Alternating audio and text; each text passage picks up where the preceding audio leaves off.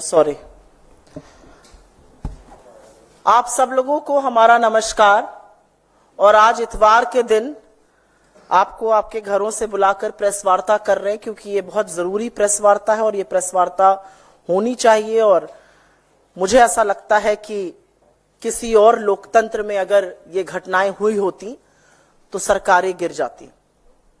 मैं पहले आपको एक छोटा सा वाकया सुनाना चाहती हूं, क्योंकि ये जो फाइनेंस के और मार्केट के और ऑफशोर के और फलाना होल्डिंग के जो मामले होते हैं वो थोड़े पेचीदा से लगते हैं, लेकिन बात बड़ी साफ है, स्पष्ट है और सरल है। एक गांव में डाका पड़ा। डाकुओं ने अंधाधुंध लूट मचाई, खूब लूटा खसोटा, माल इधर से उधर किया। शक था कि लुटेरों के साथ गांव का मुखिया मिला हुआ है, उसकी मिली भगत है। तो लोगों को समझ में नहीं आया वो क्या करें। वो कोतवाल के पास गए। उन्होंने कोतवाल से कहा कि आप जांच कीजिए। तो कोतवाल आनाकानी करने लगा। कोतवाल कभी इधर की बात करे, कभी उधर की बात करे, कहे कुछ सबूत नहीं मिल रहा है। कोतवाल बगले झांकता था। लोग परेशान हो गए। फिर एक दिन सुबह सुबह पता चला कि लूट का माल तो कोतवाल के घर भी जा रहा था। तो एक मुहावरा हमारी तरफ कहा जाता है, जब सैया भय कोतवाल तो डर काहे का। और ऐसी ही कुछ कहानी अडानी महाघोटाले की भी प्रतीत होती है। अडानी महाघोटाला सामने आया, ऑफशोर फंडिंग का मामला सामने आया, स्टॉक मैनिपुलेशन के चार्जेस लगे। हिंडनबर्ग ने चार्ज लगाया कि कैसे ऑफशोर से पैसा आता था, स्टॉक मैनिपुलेशन होता था, कैसे राउंड ट्रिपिंग हो रही थी। ये सारे चार्जेस हिंडनबर्ग ने लगाए। तो इसकी जो जांच है वो market regulator security and exchange board of India SEBI को सौंपी गई, क्योंकि मार्केट का रेगुलेटर मार्केट पर आंख रखने का काम सेबी करता है। पर अब जो हिंडनबर्ग रिसर्च पार्ट 2 का सनसनीखेज खुलासा आया है, उसके मुताबिक सेबी की प्रमुख माधवी बुच और उनके पति धवल बुच उन्हीं ऑब्सक्योर बर्मुडा या मॉरिशस फंड में इन्वेस्टमेंट कर रहे थे, जिनके साथ गौतम अडानी के भाई विनोद अडानी का संबंध था। एक बड़ी फेमस लाइन है, मेरा कातिल ही मेरा मुंसिफ है। यहां पर तो मुंसिफ ही कातिल निकल रहा है। तो जो कोतवाल है जिसको जांच करनी थी, उसका उन्हीं तथाकथित फंड में इन्वेस्टमेंट था इस रिपोर्ट के मुताबिक, जहां पर विनोद अडानी का संबंध था। इस रिपोर्ट में साफ अंकित है कि माधवी बुच का अडानी समूह से संबंधित ऑफशोर फंड में इन्वेस्टमेंट था और सेमी प्रमुख बनने पर उन्होंने अपनी शेयर होल्डिंग अपने पति को ट्रांसफर कर दी।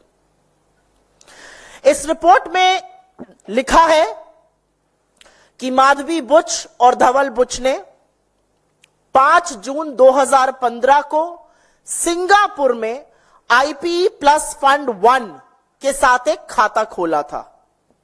यह आईपीई प्लस फंड 1 अडानी समूह के एक डायरेक्टर ने आईआईएफएल के माध्यम से खोला था।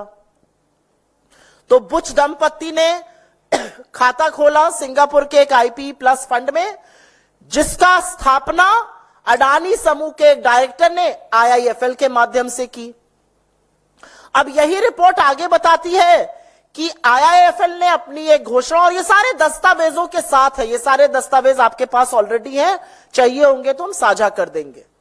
अब यही रिपोर्ट आगे बताती है कि आईआईएफएल ने अपनी एक घोषणा में बुच दंपत्ति के इन्वेस्टमेंट सोर्स को सैलरी बताया और कुल संपत्ति करीब $10 मिलियन की आंकी गई।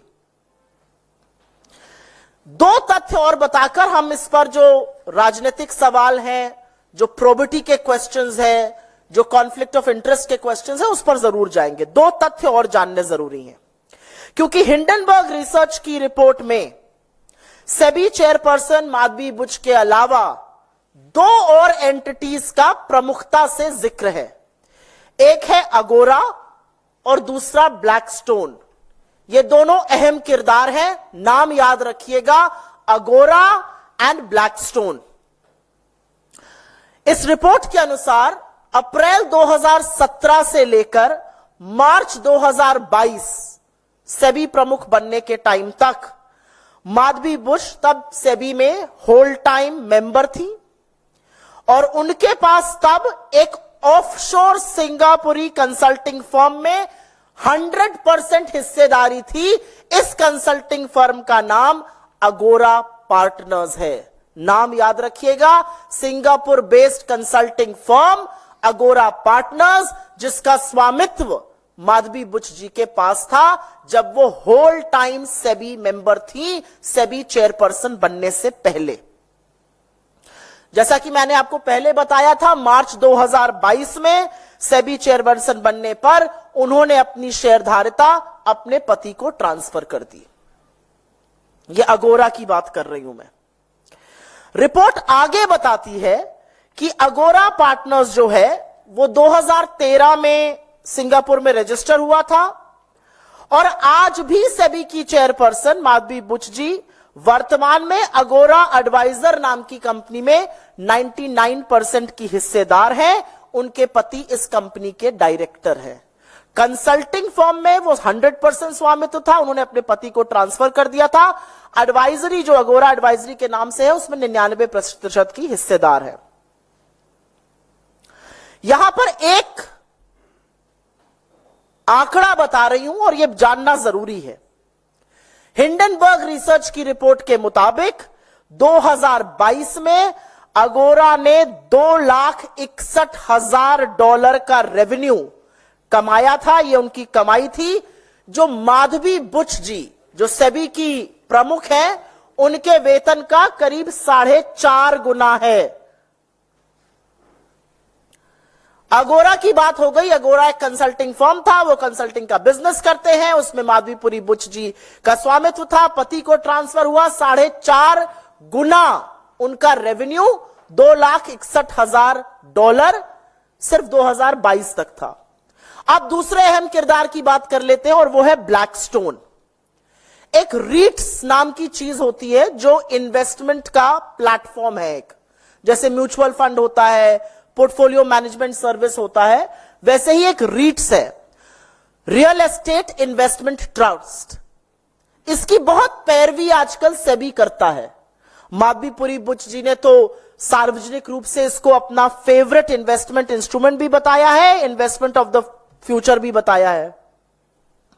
हिंडनबर्ग रिपोर्ट के मुताबिक सेबी चीफ पर उन्होंने ब्लैकस्टोन जैसी कंपनियों को रेगुलेटरी मतलब नियम कानून बनाकर फेवर देने के आरोप लगाए हैं। उनका कहना है कि सेबी चेयरपर्सन रहते हुए माधवीपुरी बुच जी के पति धवल बुच ब्लैकस्टोन के सीनियर एडवाइजर बन गए, वरिष्ठ सलाहकार वो नियुक्त हो गए ब्लैकस्टोन के, और ब्लैकस्टोन रीट्स का एक बड़ा प्लेयर है इंडिया में। एक बात यह भी बता दूं कि इनके पति इससे पहले रियल एस्टेट में कभी इन्वॉल्व नहीं थे, कैपिटल मार्केट्स में उनका इन्वॉल्वमेंट बहुत सीमित था। हिंडनबर्ग का आरोप है कि रेगुलेटरी बदलाव, नियम कानून ऐसे बदले गए जिससे कि सारा का सारा फायदा रीट्स को हो रहा था, और रीट्स में सबसे बड़ा प्लेयर ब्लैकस्टोन था, और ब्लैकस्टोन में माधवी बुच जी के पति धवल बुच जी सीनियर सलाहकार वरिष्ठ एडवाइजर थे। जैसा कि मैंने कहा, वो रीट्स की बहुत बड़ी पक्षधर है। एक कॉन्फ्रेंस में उन्होंने रीट्स को फ्यूचर का फेवरेट प्रोडक्ट बताया था, निवेशकों को कहा था इस फ्यूचर के फेवरेट प्रोडक्ट को आप देखिए, ये बहुत कारगर है। हिंडनबर्ग का आरोप है कि क्या माधवीपुरी बुच जी ने ये सब कहते हुए ये जिक्र किया था कि उनके पति ब्लैकस्टोन से संबंधित है, जो रीट्स का सबसे बड़ा खिलाड़ी है। और एक बात आपकी जानकारी के लिए बता दूं, 2 दिन पहले जब सरसरी तौर पर यह चर्चा हो रही थी कि हिंडनबर्ग रिसर्च की एक और खुलासे वाली रिपोर्ट आने वाली है, ब्लैकस्टोन ने एक बड़ा कदम उठाया। उन्होंने नेक्सस सिलेक्ट ट्रस्ट में 33 करोड़ यूनिट 4,550 करोड़ में बेचती है। आपदा से पहले ही यहां फायदा बनाया जा रहा था, सवाल यह भी उठेगा। तो अब एक स्वतः सवाल उठता है कि क्या अडानी महाघोटाले की जांच इसलिए नहीं हो रही थी क्योंकि जिसको जांच करनी थी इस रिपोर्ट के अनुसार, इस रिपोर्ट के मुताबिक वो कहीं ना कहीं उसमें संलग्न थी। उच्चतम न्यायालय बार बार निवेश की जानकारी मांगता था, सेबी बार बार इधर उधर बगले झांकता था। सेबी ने तो यह तक कह दिया था we have drawn a blank, हमें कुछ मिल ही नहीं रहा है। ये मिनिमम लेवल पर, at the absolute minimum level, ये पारदर्शिता के तार तार करता है। And at the absolute maximum level ये संभवतः सबसे बड़ी क्रिमिनल कंस्पिरेसी है। एक महाघोटाले की जांच करने वाले संलग्न, और खैर उनकी नियुक्ति करने वालों की अभी हम बात करते हैं। एक बात और साफ है कि इस पूरे खुलासे ने सेबी चीफ, इस देश की सरकार और इस देश के प्रधानमंत्री नरेंद्र मोदी की इंटेग्रिटी को तार तार करके रख दिया है। उनकी कोई इंटेग्रिटी नहीं बची है। उनकी साख, उनकी प्रतिष्ठा, उनकी कर्तव्यनिष्ठा पर जबरदस्त सवाल है। वो कटघरे के घेरे में आज खड़े हुए हैं और यह पूरा समझ में आता है कि परम मित्र को बचाने के लिए बड़ी साजिश रची गई है। यहां दाल में काला नहीं है, यहां पूरी की पूरी दाल ही काली है। और इससे पहले की बीजेपी, और वो कर रही है, नाम अडानी का आ रहा है, नाम सेबी का आ रहा है, नाम माधवी बुच का आ रहा है, नाम ब्लैकस्टोन का आ रहा है। बीजेपी को क्या तकलीफ है? वो काहे दंगल में, अखाड़े में उतरकर बचाव पे आ गए? ये कौन सा तिनका है? क्योंकि दाढ़ी में तिनका तो है और उसका खुलासा अभी हम करेंगे। तो इससे पहले कि बीजेपी कहे कि हिंडनबर्ग रिसर्च जो है वो देश विरोधी है, वो अंतर्राष्ट्रीय साजिश रच रही है देश के खिलाफ, यहां पर बताना जरूरी है कि लोकतंत्र में सरकार को जवाबदेह बनाने के लिए, ईमानदार बनाने के लिए और सुनिश्चित करने के लिए कि देश के कानून का पालन हो, इसके लिए विपक्ष प्रतिबद्ध है। पिछले 10 सालों में इस देश के कानून अप्रत्याशित तरीके से देश के दलितों पर, आदिवासियों पर, पिछड़ों पर, माइनॉरिटीज पर, ऑपोजिशन पर लगे हैं, लेकिन धन्ना सेठों पर, रसूख वाले लोगों पर, सत्ताधीशों पर इन कानून का कोई इंपैक्ट नहीं है, कोई इफेक्ट नहीं है। और इसलिए कुछ बहुत जरूरी सवाल है। सवाल सबसे पहले सेबी चीफ माधवी बुच जी से है। पहला सवाल यह है कि क्या आपने 2015 में ग्लोबल डेवलपमेंट अपॉर्चुनिटी फंड का हिस्सा बनकर आईपीई प्लस फंड 1 में निवेश किया था, जो गौतम अडानी के भाई विनोद अडानी से भी संबंधित है? दूसरा सवाल, जब आप सेबी की पूर्णकालिक सदस्य थी तो क्या आपने आईपीई प्लस में अपने निवेश को, अपनी शेयर होल्डिंग को सेबी के सामने उसका खुलासा किया था, उसका डिस्क्लोजर किया था या नहीं किया था? क्या आप यह बता पाएंगी कि अडानी एंटरप्राइजेज और उनके पूर्व निर्देशक Anil Ahuja IPE plus fund से किस तरह से संबंधित थे? उन्होंने आईआईएफएल के साथ इस फंड की स्थापना कैसे की थी? क्या आप यह बता पाएंगी कि जब आप सेबी की पूर्णकालिक निदेशक थी तो क्या आपने सिंगापुर में एगोरा पार्टनर्स या भारत में एगोरा पार्टनर्स में हिस्सेदारी, शेयर आपके थे या नहीं थे? क्या आपने इसका डिस्क्लोजर सेबी को किया था? क्या आपने इस शेयर होल्डिंग के माध्यम से पैसा कमाया है? क्या आपकी रेवेन्यू स्ट्रीम आई है?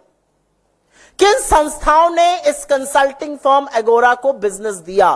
क्या आप ये बता सकती हैं? क्योंकि एक वक्त में आपके पास पूरा इसका स्वामित्व था रिपोर्ट के अनुसार। क्या आपने 2022 में एगोरा में अपना स्वामित्व, अपनी शेयर होल्डिंग अपने पति को ट्रांसफर की थी, जैसा कि यह रिपोर्ट कह रही है? वो कौन सी संस्थाएं हैं जो आज भी एगोरा को कंसल्टिंग फर्म, कंसल्टिंग का बिजनेस दे रही हैं? वो भारत की कौन सी कंपनीज हैं? क्योंकि सेबी चीफ रहते हुए यह डिस्क्लोजर करना भी जरूरी है। क्या आपने सेबी को सूचित किया था कि आपके पति ब्लैकस्टोन से अब संबंधित है, जो रीट्स में एक बहुत बड़ा खिलाड़ी है?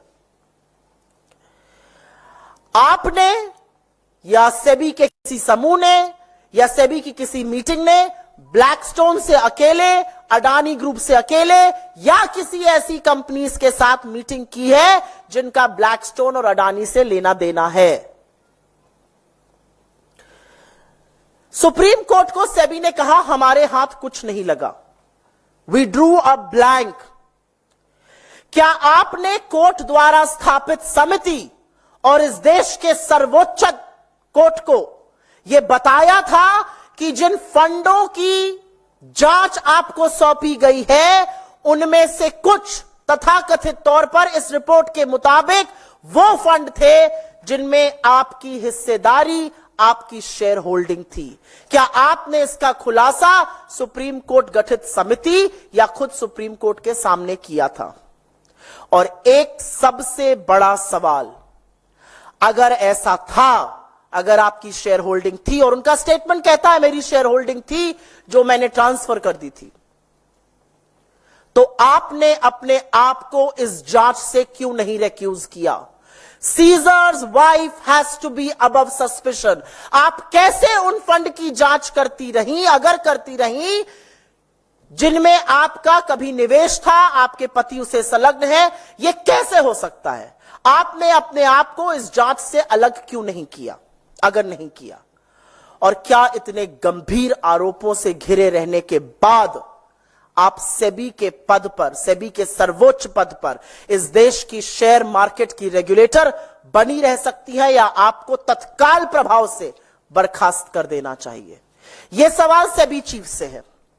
लेकिन अब सवाल सरकार से है।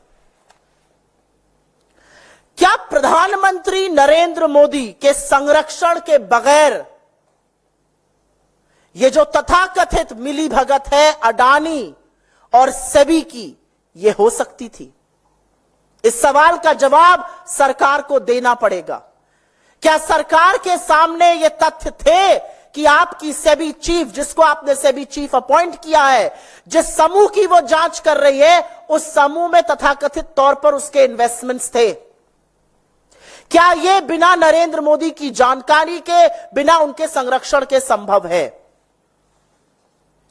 क्या नरेंद्र मोदी अपनी मार्केट रेगुलेटर के इतने बड़े घपलाबाजी में संलग्न आरोप पर अब अपनी चुप्पी बरकरार रख सकते हैं, या उनको बोलना चाहिए? क्या जो सरकार लगातार अडानी समूह पर लगे आरोपों पर पर्दा डाल रही थी, और अब जब पता चल रहा है कि जांचकर्ता भी संभवतः इसमें संलग्न है, क्या वो इस घोटाले की निष्पक्ष जांच कर सकते हैं? सत्ता के गलियारों में पिछले कुछ सालों से, 10 सालों से फुसफुसाहट थी, और अब वो हुंकार है।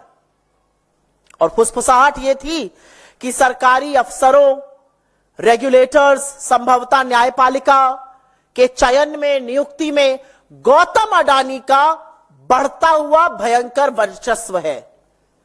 तो सवाल यह है कि क्या गौतम अडानी की भूमिका थी माधवी बुच जी को सेबी चीफ अपॉइंट कराने की? आखिर पिछले 10 सालों में अडानी जी इतने शक्तिशाली कैसे हो गए? सवाल यह है कि शेयर मार्केट के रेगुलेटर ने अपनी विश्वसनीयता खो दी है, तो अब छोटे छोटे इन्वेस्टर की सुरक्षा कौन करेगा? सवाल यह है कि इतने गंभीर आरोपों के बाद अगर कल, और संभवतः ऐसा होगा, मार्केट गिरता है, तो लाखों करोड़ों का जो स्वाहा होगा छोटे इन्वेस्टर का, उसके जिम्मेदार प्रधानमंत्री मोदी, गौतम अडानी और सेबी प्रमुख माधवी बुच क्यों नहीं कहे जाएंगे? सवाल यह है कि हम अपने आप को विश्व गुरु कहते हैं, लेकिन इतना बड़ा कलंक हमारे मार्केट रेगुलेटर पे 3 से 4 ट्रिलियन डॉलर का पैसा लगा हुआ है हमारे मार्केट में। हम किस तरह से डोमेस्टिक या फॉरेन इन्वेस्टर को आज ये विश्वास दिला सकते हैं कि हमारे यहां रूल ऑफ लॉ है, जब सबसे ऊंचे पद पर बैठा हुआ मार्केट स्वामी, मार्केट को रेगुलेट करने वाले व्यक्ति के ऊपर इतने गंभीर आक्षेप है। एक बहुत बड़ा सवाल, यह पूरा मामला सुप्रीम कोर्ट पहुंचा था। सुप्रीम कोर्ट ने समिति गठित करी थी, उस समिति ने जांच करी थी। आज सवाल यह है कि क्या उस समिति के सामने, क्या उच्चतम न्यायालय के सामने, the highest constitutional court of the country, Hindenburg research में जो चौंकाने वाले आक्षेप, जो चौंकाने वाले तथ्य, जो चौंकाने वाले आरोप, जो गंभीर आरोप सामने आए हैं, जो कॉन्फ्लिक्ट ऑफ इंटरेस्ट सामने आया है, जो शेयरों का स्वामित्व सामने आया है, क्या इसके बारे में सुप्रीम कोर्ट को अवगत कराया गया था या सुप्रीम कोर्ट को भी बाकी देश की तरह अंधेरे में रखा गया? असलियत यह है कि यह हमारे संस्थानों की विश्वसनीयता पर बहुत बड़ा सवाल उठाता है, और असलियत यह भी है कि इतने गंभीर आक्षेप लगने के बाद हम उच्चतम न्यायालय से, the highest court in the country, the highest constitutional court in the country से अपील करते हैं कि वो स्वतः संज्ञान लें, इस मामले की जांच करें, क्योंकि ये भारत की फाइनेंशियल व्यवस्था पर सवाल खड़े कर रहा है। असलियत यह है कि इस महाघोटाले की जांच सिर्फ और सिर्फ जेपीसी से हो सकती है, जिसका गठन नरेंद्र मोदी करने से डरते हैं। लेकिन कब तक डरिएगा आप और कब तक बचाइएगा अडानी को, क्योंकि महाघोटाला इतना बड़ा है, उसके डंक इतनी दूर दूर तक फैले हुए हैं कि अंततोगत्वा एक ना एक दिन आप लोग पकड़े जाएंगे। लेकिन तत्काल प्रभाव से सेबी चीफ को उनके पद से हटाना पड़ेगा, अन्यथा सरकार की विश्वसनीयता, मार्केट की विश्वसनीयता, मार्केट रेगुलेटर की विश्वसनीयता पर बहुत बड़ा सवाल है। और सबसे बड़ा कहर छोटे छोटे जो निवेशक हैं वो उन पर बरपेगा जब इसका नेगेटिव प्रभाव हमारे मार्केट पे पड़ेगा। आई थिंक मैंने मोटे तौर पर हिंदी में जो बोलना था बोल दिया है, बट मैं अंग्रेजी में सिर्फ 2 मिनट में थोड़ी सी बातें कहना चाहती हूं। There are absolutely serious allegations that have been raised in the Hindenburg Research report on the role of the market regulator, on the shareholding of Madhvi Buch and her husband, on how allegedly she was investing in funds which were connected, offshore funds which were connected to Gautam Adani's brother Vinod Adani. There is an entire series of events that the Hindenburg Research outlines. One Agora consulting firm has come to fore, how she owned that firm, that got a lot of business in India, how she, when she became a SEBI chief, she transferred the ownership to her husband. Blackstone, where her husband is a senior advisor, it's a big player in REITs, she talks about REITs. So the conflict of interest from her investment in offshore funds, according to the report, her consulting firm Agora, according to the report Blackstone, the conflict of interest is so huge and so glaring that nobody can turn a blind eye anymore. And which is why questions will be raised on should Madhvi Puri Buch continue as India's market regulator. In one stroke, this research report completely undermines the credibility of the regulator. It tears to pieces the integrity of India's Prime Minister. It tears to pieces how Caesar's wife should be above suspicion. There are various questions that we have of India's regulator. There are also various questions that we have of the government. Did she invest in the IPE Plus Fund 1 in 2015? A fund that was connected to Vinod Adani. When did she cease to have a stake there? When did she transfer her stake to her husband? When she was a whole-time director in SEBI, did she make the disclosures about the funds that she was holding? Did she make the disclosures about Agora Consulting?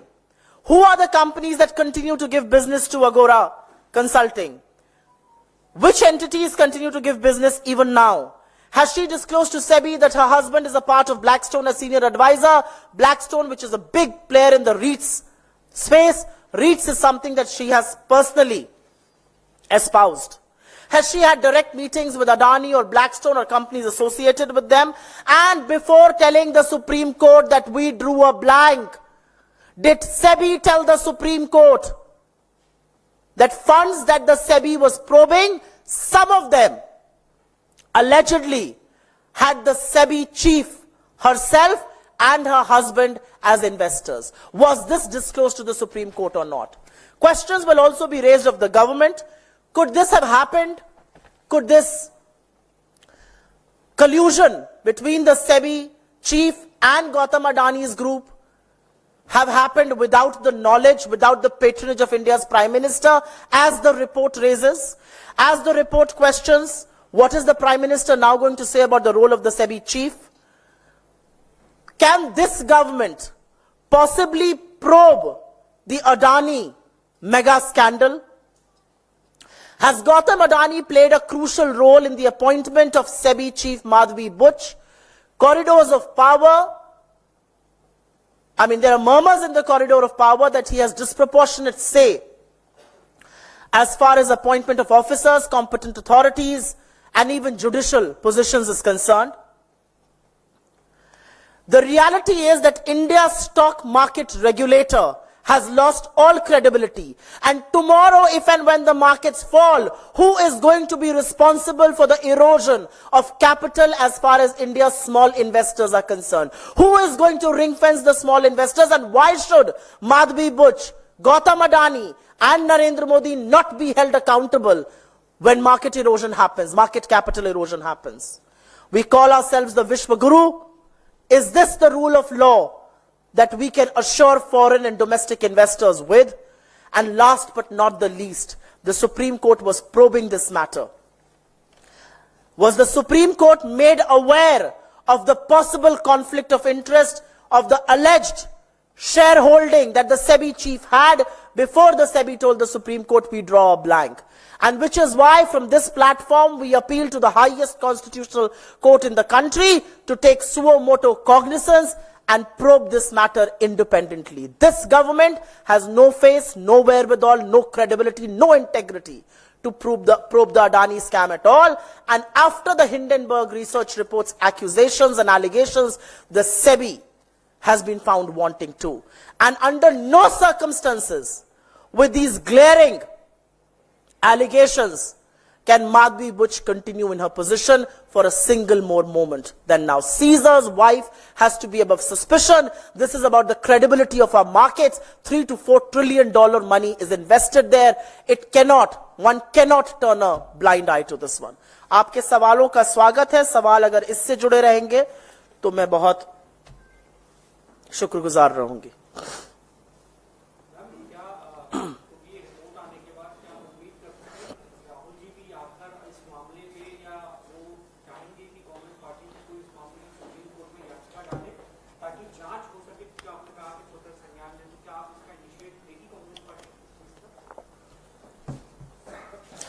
Rahul ji एक अकेले व्यक्ति हैं जिन्होंने लगातार अडानी महाघोटाले पर सवाल उठाए हैं, विपक्ष ने भी उठाए हैं, और उन्होंने लगातार सवाल पूछा है ये 20,000 करोड़ रुपए किसके हैं और अडानी और मोदी का रिश्ता क्या कहलाता है.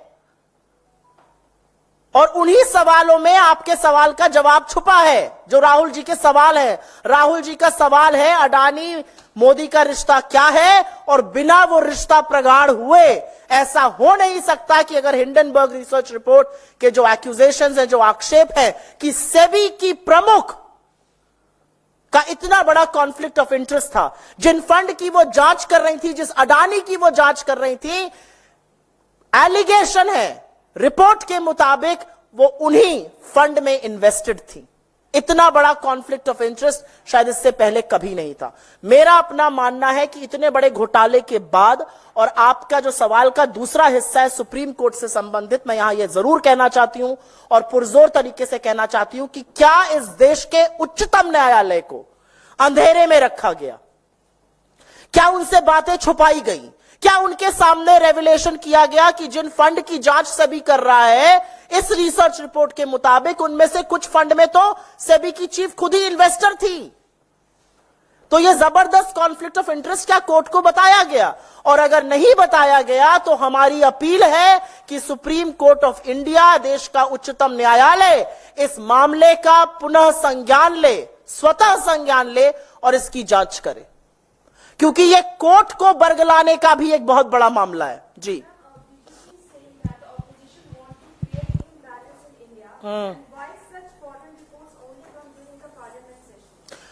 I can ask a counter question. Was the parliament session curtailed because you knew this report was coming? Why should you ask me the question that the BJP is asking? I am asking a counter question.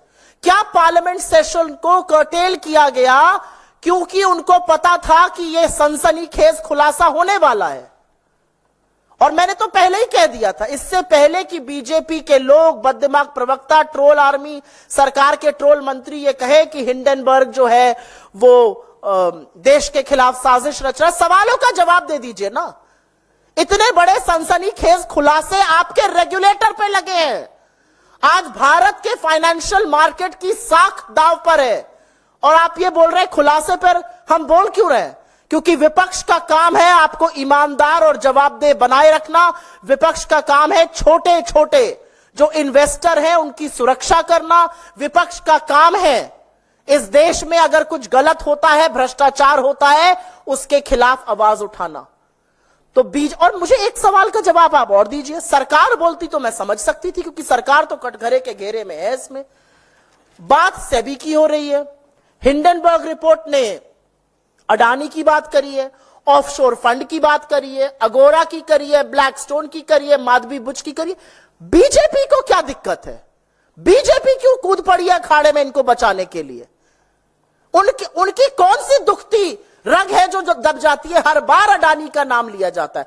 Adani का नाम लो और पूरी भाजपा उछलने लगती है। यह संसद में भी होता है, यह सड़क में भी होता है, यह रिपोर्ट आ जाए, न्यूज़पेपर में आ जाए, मतलब ऐसी रग दबती है, अडानी का नाम लेते ही 10-10 फीट उछलने लगते हैं सब लोग। क्यों ऐसा होता है भाई? जांच करिए ना। सुप्रिया जी, एक सवाल यह है कि इस आरोप के बाद अडानी की ओर से भी बयान आया है, अडानी ग्रुप ऑफ कंपनीज की ओर से। उन्होंने ये कहा है कि ये दुर्भाग्यपूर्ण है, इसमें कोई सच्चाई नहीं है। क्या जवाब देंगे उनको आप? तो आप क्या एक्सपेक्ट कर रहे थे वो क्या कहेंगे? यही कहेंगे सच्चाई नहीं है। हिंडनबर्ग रिसर्च की जो रिपोर्ट है, मैंने जो भी बोला है वो हिंडनबर्ग रिसर्च की रिपोर्ट को कोट किया है। हम ये प्रेस कॉन्फ्रेंस सुबह 10 बजे भी कर सकते थे, हम कल शाम को भी कर सकते थे, लेकिन हमने वक्त लिया, हमने उनके डॉक्यूमेंट्स देखे और बहुत डिटेल में जाकर उन्होंने ये रिपोर्ट प्लान करी है। माधवी बुच जी ने भले ना बताया हो कि उनके पति ब्लैकस्टोन में सीनियर एडवाइजर है, लेकिन लिंक्डइन पर है और उन्होंने हर चीज खंगाली है, हर चीज की तफ्तीश करी और वहां से बनाई है। तो मेरा अपना मानना है कि अगर ऐसा है तो सू करिए ना हिंडनबर्ग को, लड़िए उनके खिलाफ केस, बताइएगा उच्चतम न्यायालय को कि क्या यह आरोप गलत है या सही है। वो तो कहेंगे ही ये गलत है, वो थोड़ी कहेंगे हाँ बिल्कुल आरोप सही है और हम महाघोटाले के अहम किरदार हैं, उसमें सेमी के साथ हमारी मिली भगत है और ये सारी चीजें प्रधानमंत्री मोदी की आंखों के नीचे, उनकी देखरेख में, उनके संरक्षण में हो रही हैं। ये तो नहीं कहेंगे वो। मैम, माधवी बुच की ओर से जो स्टेटमेंट आया है जी, उन्होंने उसमें कहा है कि हिंडनबर्ग रिसर्च के अगेंस्ट सेबी ने जो एनफोर्समेंट एक्शन लिया और उनको एक शो कॉज नोटिस दिया, उसके चलते ही ये सिर्फ एक अटेम्प्ट है उनका कैरेक्टर असैसिनेशन का। इस पर क्या कहना है आपका? माधवी बुच जी सेबी की रेगुलेटर हैं। एज रेगुलेटर आपके ऊपर, चाहे वो हिंडनबर्ग हो या चाहे कोई और हो, किसी ने बहुत गंभीर आरोप लगाए हैं। तो आप विक्टिम कार्ड बिल्कुल मत प्ले करिए। आप सिर्फ एक सवाल का जवाब दीजिए। वो ये तो मान रही है अपने स्टेटमेंट में कि उनकी शेयर होल्डिंग थी और उन्होंने ट्रांसफर कर दी थी। क्या आपने इसका डिस्क्लोजर सेबी को और क्या आपने इसका डिस्क्लोजर जांच करते वक्त उच्चतम न्यायालय के सामने दिया था या नहीं दिया था। दूध का दूध और पानी का पानी होगा यहां पे। आप रीट्स के बारे में बड़ी बड़ी कॉन्फ्रेंस में जाती थी, क्या आप वहां जाके बताती थी कि आपके हस्बैंड ब्लैकस्टोन के हिस्से ब्लैकस्टोन से संलग्न है, जो रीट्स की सबसे बड़ी प्लेयर है? आप बताइए अगोरा से आपका क्या संबंध है? आप बताइए आपने कब शेयर ट्रांसफर किए? आप बताइए कि क्या आपका आईएएस आईपीई प्लस फंड में इन्वेस्टमेंट था कि नहीं था? जब आरोप लगता है तो यह कह देना क्योंकि हम जांच करते। चलिए मान लेते हैं आप जांच कर रही थी, आपके ऊपर आरोप लग गया। क्या आपने, जब आप मान रही हैं कि आपके पास शेयर थे, क्या आपने इस बात का खुलासा उच्चतम न्यायालय के सामने किया या नहीं किया? आपने अपने आप को रिक्यूज क्यों नहीं किया? आपने क्यों नहीं यह कहा कि क्योंकि मेरी शेयर होल्डिंग थी इस ग्रुप में या इस ग्रुप से संबंधित किसी चीज में जो कि रिपोर्ट कहती है, मैं जांच नहीं करूंगी? Should Caesar's wife be above suspicion or not? Should India's market regulator be above board, above suspicion or not is the question. सवाल इस बात का है। एक बात का जवाब दीजिए, क्या आपने इस देश के उच्चतम न्यायालय को बताया था कि आपकी ये शेयर होल्डिंग थी या नहीं थी? और क्या आपका फिर इस जांच में बने रहना सही था या नहीं था? जी सुप्रिया जी, आपने एक निष्पक्ष जांच की भी बात कही है, तो जो हिडनबर्ग की जो ताजा रिपोर्ट है, इसमें माधवी बुच के अलावा सरकार या बीजेपी की मिलीभगत की भी बात कही गई है? सरकार की मिलीभगत की बात का सवाल इसलिए उठता है, सरकार एक मार्केट रेगुलेटर अपॉइंट करती है, आप तमाम बैकग्राउंड चेक्स करते हैं, आप तमाम डिस्क्लोजर्स देखते हैं। सरकार के सामने एक सवाल आया कि आप अडानी महाघोटाले की जांच कराइए, तो मोदी जी खुद तो करेंगे नहीं, मार्केट रेगुलेटर जो अपॉइंट किया गया सरकार द्वारा, इंडिपेंडेंट रेगुलेटर है, वो करेगा। अब पता चल रहा है कि इंडिपेंडेंट रेगुलेटर इस रिपोर्ट के मुताबिक उनका कुछ संलग्न है, उनकी कुछ शेयर होल्डिंग में इधर उधर जवाबदेही है। तो सवाल इस बात का है कि क्या वो सरकार जो अडानी समूह की जांच नहीं कराना चाहती है, क्या वो सरकार जो डीआरआई के हाथ बांध देती है ओवर इनवॉइसिंग पे जांच मत करो अडानी की, क्या वो जांच कर सकती है? और मुझे ऐसा लगता है कि किसी भी चीज में दूध का दूध और पानी का पानी होना चाहिए। जेपीसी गठित करिए और इस जेपीसी से कहिए वो जांच करे, उसमें हर दल के लोग रहेंगे, हर दल के लोग प्रमुखता से बात उठाएंगे, खरे सवाल पूछेंगे। क्यों डरती है सरकार? इस देश में क्या पहले कभी जेपीसी गठित नहीं हुई है? हुई है गठित, लेकिन अडानी जी का नाम सुनते ही आपने सदन में कार्रवाई देखी, किसी का नाम ले लो, अरे मोदी जी का भी नाम ले लो तो शांति से बैठे रहते हैं, अडानी का नाम लेते ही स्प्रिंग लग जाती है, उछल कूद, हर मंत्री उछलने लगता है। भाई क्यों? ऐसी कौन सी दुखती रग है आपकी जो दब जाती है नस? इसीलिए अडानी महाघोटाले की जांच सुप्रीम कोर्ट अपने तत्वावधान में या तो कराए या इस पर जेपीसी गठित हो। लेकिन यह बहुत बड़ा मामला है कि सुप्रीम कोर्ट ने एक जांच समिति गठित करी थी, क्या उसको अंधेरे में रखा गया या उसको सारे सच से अवगत कराया गया? आज इस बात पर भी सवाल है। नहीं, इस पे और कोई सवाल है क्या? सुप्रीम कोर्ट को इसका with no delay, the Supreme Court has to take suo motu cognizance because the Supreme Court was probing this matter. It was being probed. It had set up a committee. The SEBI was a participant in this. SEBI told the Supreme Court, we have drawn a blank, while telling that, according to this research report, the SEBI chief had conflict of interest, which she has accepted that yes, I had shareholding, which I had transferred, which I had gotten rid of. Did she make that disclosure to SEBI and did she make that disclosure to the Supreme Court of India? ये तो मतलब दूध का दूध और पानी के पानी की बात है। जी, इस पर और कोई सवाल? हाँ बताइए। मैं वैसे इसी पर रखना चाह रही थी। बांग्लादेश से जुड़ा हुआ है, वहां की सेना ने मैं चाहती हूं कि आप प्रेस कॉन्फ्रेंस आज इसी पे रखिए, ये बहुत बड़ा मुद्दा है। एक विशेष प्रेस कॉन्फ्रेंस कर रहे हैं, आपको घरों से हमने संडे को बुलाया है, तो इससे हम इधर उधर ना हो तो वो अच्छा रहेगा। बहुत शुक्रिया आपका।